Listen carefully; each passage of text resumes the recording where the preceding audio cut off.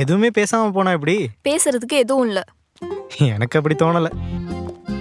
நீ நினைக்கிற மாதிரிலாம் எதுவும் கிடையாது.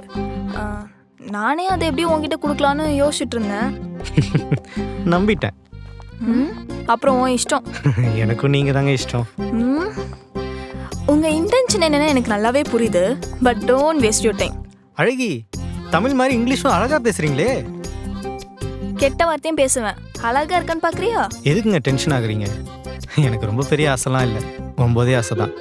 9 கிளாஸ் தண்ணி குடிக்கணும், 8 மணி நேரம் தூங்கணும், 7 அதிசயத்தை சுற்றி பார்க்கணும், 6 டிஜிட்டில் சம்பளம் வாங்கணும், 5 நாள் வேலைக்கு போகணும், 4 வீலர் காரு, 3 BHK வீடு, 2 குழந்தைங்க நம்மள மாதிரி, ஒரே ஒரு ஹார்ட்டு, அந்த ஸ்வீட் ஹார்ட் நீங்கள் தான். ஸோ 0 டென்ஷன் இல்லாமல் உங்க கூட சந்தோஷமாக வாழணுங்க. என்ன சொல்கிறீங்க? ம்.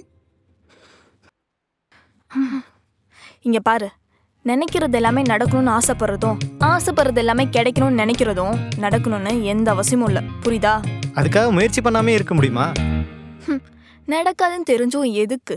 கிடைக்குது கிடைக்கலங்கிறதெல்லாம் செகண்டரி. அதுக்கு எவ்வளோ எஃபர்ட்ஸ் எடுக்குங்கிறது தான் முக்கியம். அதே மீறி கிடைக்கலன்னா அப்போ தப்பு நம்மளோடது தான். பிகாஸ் அதுக்கு சரியாக ட்ரை பண்ணலன்னு அர்த்தம். All the best. என்ன எதுவுமே சொல்லாமல் போகிறா?